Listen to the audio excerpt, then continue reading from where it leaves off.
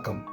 இன்றைய சொல்ல மறந்த செய்தியில் ஒரு உருக்கமான கதையை உங்களோடு பகிர்ந்து கொள்ள வந்திருக்கிறேன். இந்த கதை உங்களில் பல பேருக்கு தெரிந்திருக்கக்கூடும்.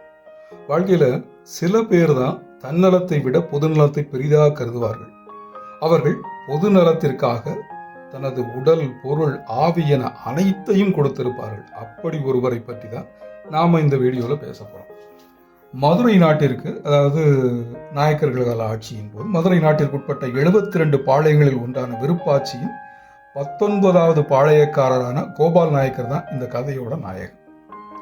6000 மைல்களுக்கு அப்பால் இருந்து வந்து இந்த மண்ணுக்கு ஒட்டோ உறவோ இல்லாத வெள்ளையர்கள் நமது நாட்டை சுரண்டி தின்று கொளுத்திருந்த 18ஆம் நூற்றாண்டு. அப்போது அந்நியனுக்கு ஏன் வரி கொடுக்க வேண்டும் என்ற சத்தியத்தை முன்னிறுத்தி வீரபாண்டிய கட்டபொம்மன் போர் முழக்கமிட்ட தருணம். இதே வேளையில திண்டுக்கல் அருகே உள்ள விருப்பாட்சி அப்படிங்கிற செழிப்பான பாளையத்தை ஆண்டு வந்தார் கோபால் நாயக்கர். யாரோ ஒருத்தனுக்கு ஏன் வரி, கப்பம், கிஸ்தி கொடுக்க வேண்டும், இந்த வாதம் சரிதானே அப்படிங்கிறத கோபால் நாயக்கர் நினைச்சார். இதனால் அவரும் வெள்ளையர்களுக்கு எதிராக செயல்பட தொடங்கினார். கட்டபொம்மன் மறைந்த பிறகு ஊமத்துறைக்கு கோபால் நாயக்கர் பெரும் உதவி செஞ்சார்.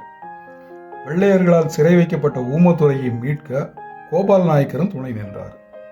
இதே போல ராணி வேலுநாச்சியார் வெள்ளையர்களுக்கு எதிராக போர் தொடுத்த போது சிவகங்கையிலிருந்து அவங்க தப்பி வந்த போது விருப்பாட்சியில தான் அவங்க தங்கியிருந்தாங்க. ராணி வேலுநாச்சியார் மட்டும் இல்ல, வேலுநாச்சியார், அவங்க மகா, மருது சகோதரர்கள் உள்ளிட்ட எல்லோரும் 8 ஆண்டுகள் விருப்பாட்சி பாளையத்தில் தான் தங்கியிருந்தாங்க. அங்கதான் அவர்களுக்கு அடைக்கலம் கொடுத்தாரு கோபால் நாயக்கர். அவர்களுக்கு பயிற்சி கொடுத்தாரு, அவங்களுக்கு வேண்டிய நிதி உதவி செய்தாரு, படை உதவியும் செய்தாரு. ராணி வேலுநாச்சியார் சிவகங்கையை மீட்பதற்கான படை உதவிகளை கோபால் நாயக்கர் தான் செஞ்சு கொடுத்தாரு. மருது சகோதரர்கள், இதற்கு பிறகு ராணி வேலுநாச்சியாருக்கு பிறகு மருது சகோதரர்கள் போரிட்ட போது அவர்களோடு தோளோடு தோளாக நின்று கோபால் நாயக்கர் போரிட்டார். களத்துல மருதிருவர் வீழ்ந்த பிறகும் கூட கோபால் நாயக்கர் பின்வாங்கல. வெள்ளையருக்கு எதிராக ஒரு பெரிய படையை திரட்டும் பணியில அவர் இறங்கினார். இதற்காக திப்பு சுல்தானோட ஆதரவையும் பெற்றார்.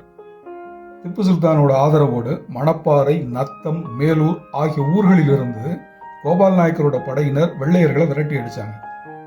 பல ஊர்கள்ல என்ன செய்வாங்க, அதாவது குறிப்பா மதுரை, திண்டுக்கல் வட்டாரங்கள்ல பகல் நேரங்கள்ல வியாபாரிகள், பொதுமக்கள் மாறி கோபால் நாயக்கரின் படையினர் மாறு வேடத்துல நடமாடுவாங்க.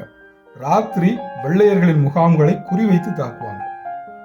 இப்படி கொரில்லா தாக்குதலில் ஈடுபட்ட கோபால் நாயக்கர் வெள்ளையருக்கு எதிராக ஒரு பெரிய தாக்குதலை நடத்துவோம் அப்படிங்கிறதுக்கான திட்டம் தீட்டினார். இதுக்காக அவர் என்ன பண்ணாருன்னா, கேரளாவின் மலபாரை சேர்ந்த மன்னர் கேரளவர்மா, தமிழகத்தை ஒட்டிய கர்நாடக நிலப்பரப்புகளை ஆண்ட மராட்டிய மன்னர் துன்தாஜிவாஜ், திப்பு சுல்தானோட தளபதி ஹாஜி கான் ஆகிய இவங்களை எல்லாத்தையும் ஒருங்கிணைத்தார். இது தவிர தெற்கத்தி சீமையில் இருக்கக்கூடிய, அதாவது மதுரைக்கு தெற்கே இருக்கக்கூடிய ஒரு 3000 கிராமங்களின் பிரதிநிதிகளையும் அவர் ஒன்று திரட்டினார்.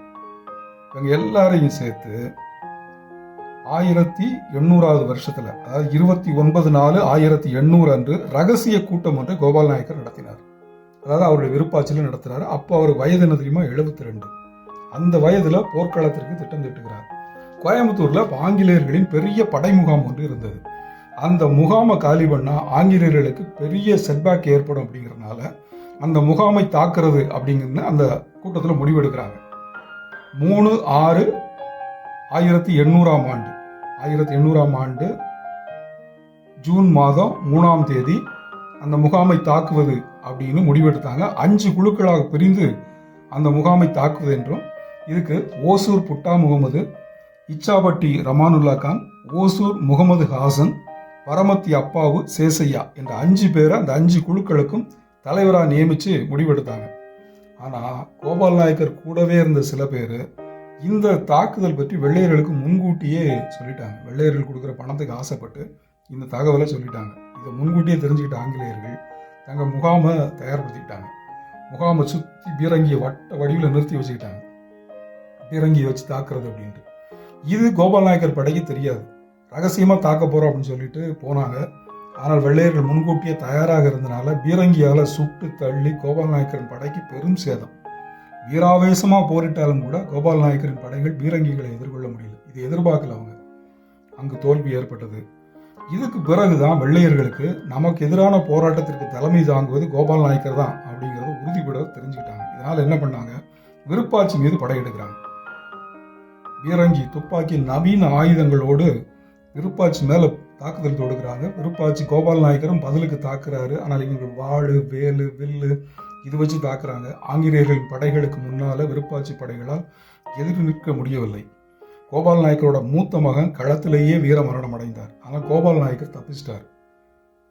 அவரது மனைவி பாப்பம்மாள், இளைய மகன் பொன்னப்ப நாயக்கர் உட்பட குடும்பத்தினர் 22 பேரை வெள்ளையர்கள் கைது பண்ணி திண்டுக்கல்ல சிறை வைக்கிறாங்க.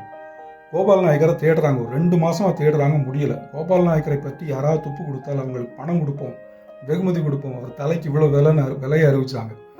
பணத்திற்கு ஆசைப்பட்ட உள்நாட்டினர் சிலர், நம்ம ஊரை சேர்ந்தவங்களே கோபால் நாயக்கரை காட்டி கொடுத்தார்கள். 1801 வருடம் மே மாதம் 4ஆம் தேதி வெள்ளையர்கள் கோபால் நாயக்கரை கைது செய்து திண்டுக்கல் சிறையில் அடைத்தனர். 1801 ஆண்டு நவம்பர் மாதம் 1ஆம் தேதி அவர் மீது விசாரணையை தொடங்கினார்கள். மே மாசத்திலிருந்து நவம்பர் மாசம் வரை சிறையிலேயே அவருக்கு சித்திரவதை.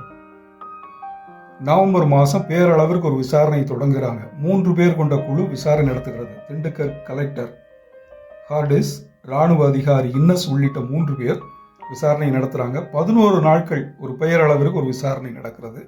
இதன் பிறகு 1801 ஆண்டு நவம்பர் மாதம் 14ஆம் தேதி கோபால் நாயக்கருக்கு தீர்ப்பு வழங்குகிறார்கள். என்ன தீர்ப்பு? வழக்கம் போல தூக்கு தண்டனை தான், தூக்கிலிடப்படுவார்னு சொல்லி அறிவிச்சு தீர்ப்பு சொல்லிடுறாங்க. 1801 ஆண்டு நவம்பர் மாதம் 20ஆம் தேதி கோபால் நாயக்கர் அப்படிங்கிற அந்த சுத்த வீரன் தூக்கிலிடப்பட்டார். அவரது விருப்பாட்சி அரண்மனையை இடிச்சு தரமட்டமாக்கினார்கள். அவருடைய சொத்து பத்து எல்லாத்தையும் பறிமுதல் பண்ணி வெள்ளைக்கார அரசாங்கம் எடுத்துக்கொண்டது. அரசாங்கம் சொல்லக்கூடாது, வெள்ளைக்காரர்களின் கொள்ளை கூட்டம் எடுத்துக்கொண்டது. கோபால் நாயக்கர் மறைவுக்கு பிறகு வெள்ளையர்கள் அவரது குடும்பத்தைச் சேர்ந்த 22 பேரை திண்டுக்கல் சிறையிலேயே அடைச்சி வச்சிருந்தாங்க. அந்த 22 பேர்ல 2 பெண்கள் மட்டும்தான் கடைசியில் உயிரோடு மீண்டார்கள். 20 பேர் அங்கேயே மடிந்தார்கள். நாட்டின் விடுதலைக்காக ஒரு பாளையக்காரர், அவருடைய குடும்பம் அழிந்த தியாக கதை இது. இந்த கதையை மறக்காமல் வழி வழியாக சொல்லி வருவோமா? நன்றி, வணக்கம்.